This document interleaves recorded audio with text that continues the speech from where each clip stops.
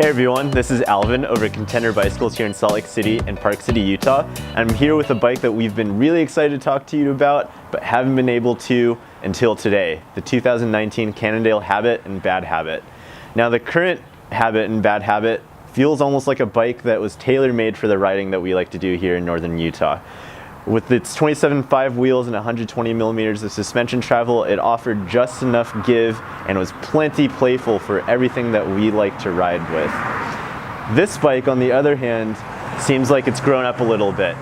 At least with its 29er wheels, as well as 130 millimeters of suspension travel and progressive geometry, this bike looks more than ever tailored for the riding that we like to do.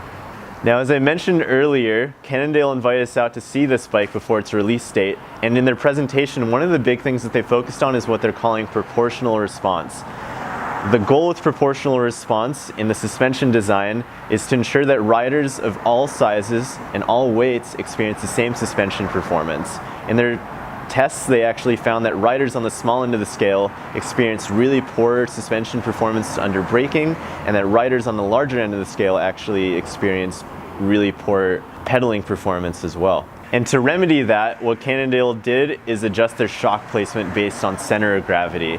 They found that as sizes go up, they can move the shock down on the down tube and actually further down on the seat tube as well, to ensure that riders of all sizes and weights have the same suspension response on the trail. Now, while we did get an early look at the Cannondale Habit, we weren't able to ride it. But looking at the geometry chart, it actually compares really favorably to one of our favorite trail bikes here in the shop, the Scott Genius.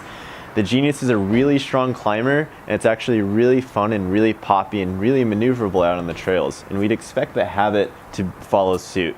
Now, if there's anything that really sets the Habit apart from the competition, it's simplicity, something that Cannondale really hasn't been known for. Just looking at this bike, you can tell that the logos are toned down, the color combination is toned down, and it seems like this bike is just set up to go out and ride. And with the new Habit, that's what Cannondale really focused on here.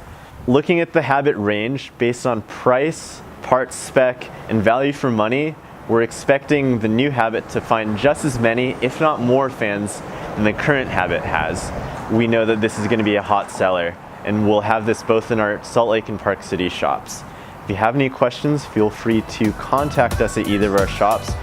Visit our website at contenderbicycles.com, shoot us an email at info@contenderbicycles.com. Don't forget to follow us on social media. Thanks, guys.